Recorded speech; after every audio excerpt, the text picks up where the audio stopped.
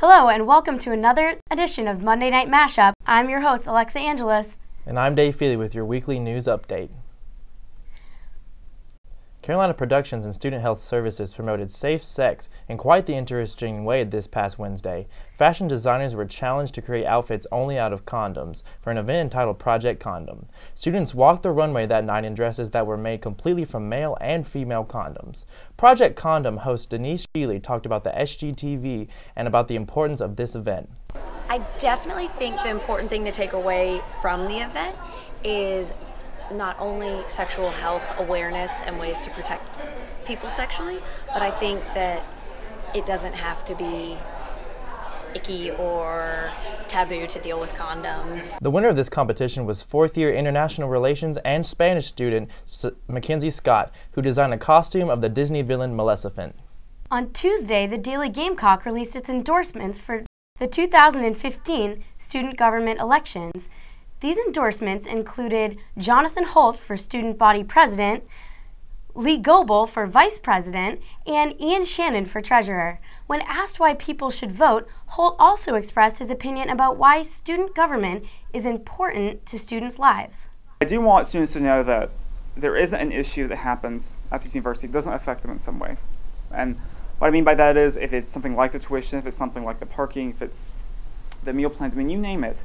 They can't escape the influence of these decisions. So whether they necessarily feel compelled at first glance to think that, student government, does that affect me or not? I would articulate to them, it really does. And the only chance you get to have, influence over who is in these positions of influence and connecting you to these administrators is right now. In a surprise twist, both president and vice president offices will hold runoffs this week. Dave will have more on the runoff elections after the break. Stick around.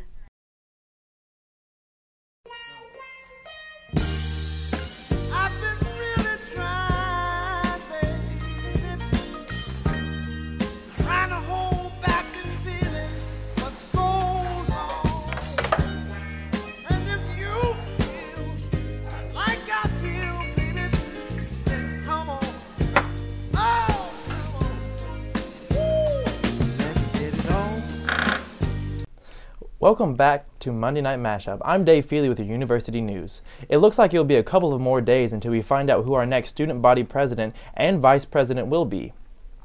On Wednesday, the student body was surprised to find that both offices will be decided by runoff elections this week. Presidential nominees include Jonathan Holt with 30.44% of the vote and Jonathan Kaufman with 32.99%. Results for vice presidential nominees Lee Goebel and Brian Samples were not announced due to the pending campaign violations. These violations included one against Samples for handing out donuts on Green Street during the soft campaigning period. Samples was given 3 points against him as a result. Goebel faced 2 violations for posting a poster at the State House where he worked as a page. He defended these accusations by saying he had permission from his boss. Although this action does not violate anything in the student government election codes, he was given 1 point against him.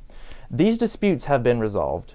Go to my.sc.edu to vote on Tuesday and Wednesday. This week at USC, an event is coming up that not many people know much about, that it's all about you. Carolina Be Beautiful is the name of the week-long event, and as the name suggests, the events will be geared towards encouraging students to respect and love themselves as their bodies as a part of National Eating Disorders Awareness Week. The first event of the week will be in Post Secret in the Patterson classroom at 7 p.m. where you can all share how everyone has their own hidden problems by discussing anonymous secrets posted by students. The week will culminate with Stroll Out Stigma, a step competition on Friday at 7 p.m. in the Moore School of Business auditorium. For more information about each event can be found on the sa.sc.edu. Search Be Beautiful or check out the bulletin board on Russell House on the 2nd floor. Check out the SGTV's and the Daily Gamecock's coverage of these events throughout the week. That's it for your university news. Alexa Angeles will have your news from around Columbia after the break. Stick around.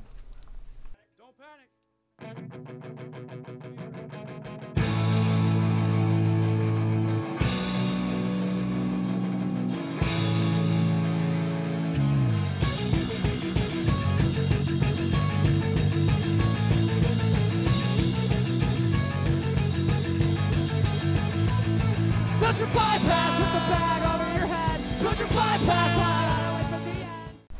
Welcome back to Monday Night Mashup. I'm Alexa Angelis with your local news. The position for Director of the Department of Health and Environmental Control has been reopened as of last night. Eleanor Kitzman was the candidate for the position, but she withdrew Sunday night after extensive questioning about her qualifications of the job.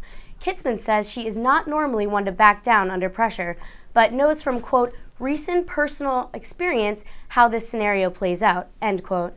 Kitzman was the only candidate being considered for the director of DHEC, which brought up questioning among Democratic senators during the confirmation process. She has no background in either healthcare or environmental fields. Governor Nikki Haley recommended Kitzman for the position. They are known to be longtime friends. Kitzman says she pursued the position as a way to serve, but an extended confirmation process will not benefit anyone. A new search for candidates to fill the position will begin immediately. In other news, design plans for a new downtown area on Bull Street are now underway. For almost 200 years, the State Asylum on Bull Street has been the main attraction of care for the mentally ill in South Carolina, but now it looks like 165-acre downtown called Columbia Common is going to be revamped and renovated.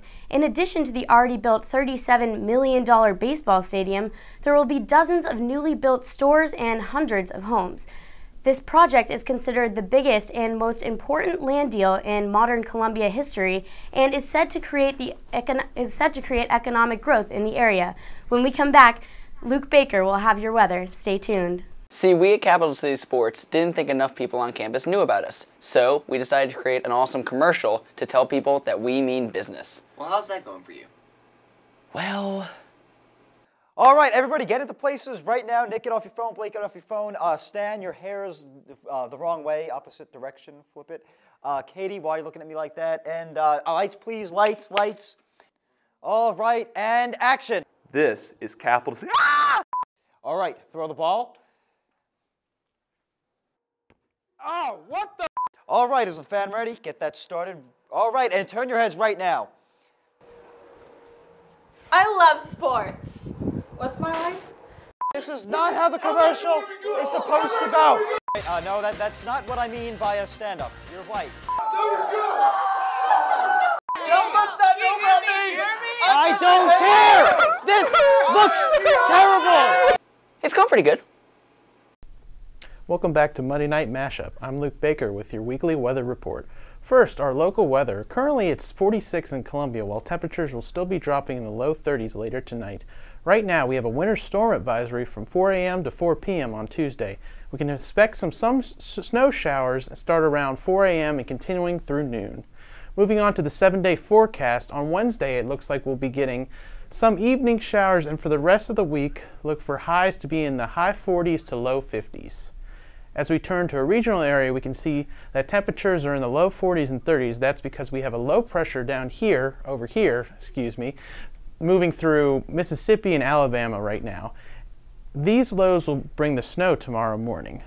Looking at the national map, later this week we find that most of the cold will stay to the upper Midwest, where Chicago on Thursday will have a high of 13, while the rest of the country will looking to stay around normal temperatures for the rest of the week. That concludes this week's weekly weather update. Stick around for sports with John Wagner after the break.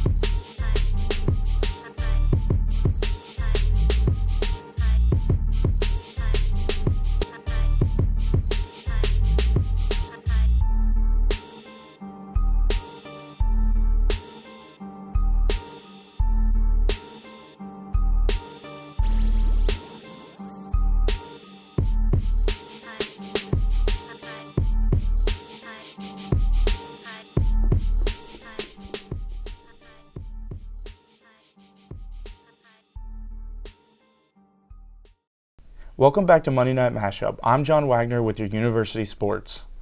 The Gamecocks had another successful weekend on the diamond at Carolina Stadium against the Northeastern Huskies. After the Friday game being pushed back to a Saturday doubleheader, Jack Wynkoop was given the start, and he turned out 8 innings with 9 strikeouts and only gave up 3 hits.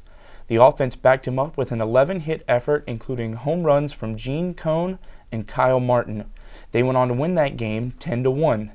In Game 2 of the doubleheader, Will Crow and his collective relievers threw a shutout. The Gamecocks hit for a season-high 12 hits, with Gene Cone and Marcus Mooney recording 3 hits apiece. Finally, South Carolina went for the sweep of the Huskies on a rainy Sunday. Gene Cone extended his hitting streak to 8 games. The game was effectively won by Carolina in the 5th inning with a 5-run at-bat featuring a 3-run home run by Alex Destino. Gamecock pitchers combined for 7 strikeouts and held Northeastern to 4 runs. The team will be back in action on Tuesday at home against the Davidson Wildcats. Over at Colonial Life Arena, Frank Martin's men's basketball team attempted to take down the Aggies of Texas A&M. Carolina had the opportunity to keep themselves in the NCAA tournament bubble conversation with this win. They were taken to town, though, by Daniel House and his 25 points, including 7 3-pointers. At 2 points in the first half, the Gamecocks cut A&M's lead to 5, but never got any closer, with a final score of 62-52. Michael Carrera led the team with 17 points, and Lamonis Hajkevicius led with 11 rebounds. The team is still in the bottom 3 teams of the SEC, but they are playing short-handed without Marcus Stroman due to illness and 2 other players being removed from the team. The Gamecocks play Alabama on Tuesday in Tuscaloosa. Looking ahead to this coming week, Dawn Staley will lead her Lady Gamecocks in a top 10 showdown against number 6 Tennessee Lady Volunteers on Monday. Both teams are coming off SEC victories and have only lost a combined 4 games.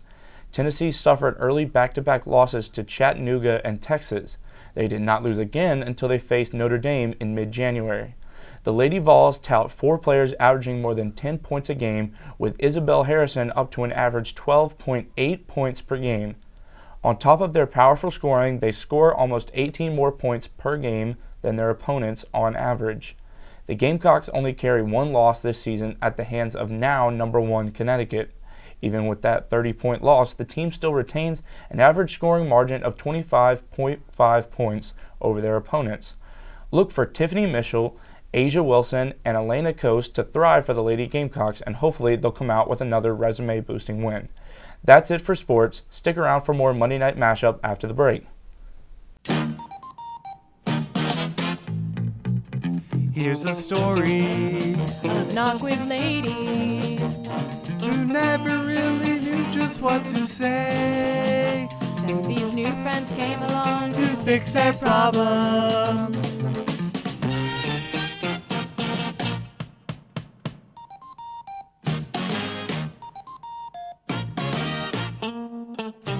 Hi, Teresa.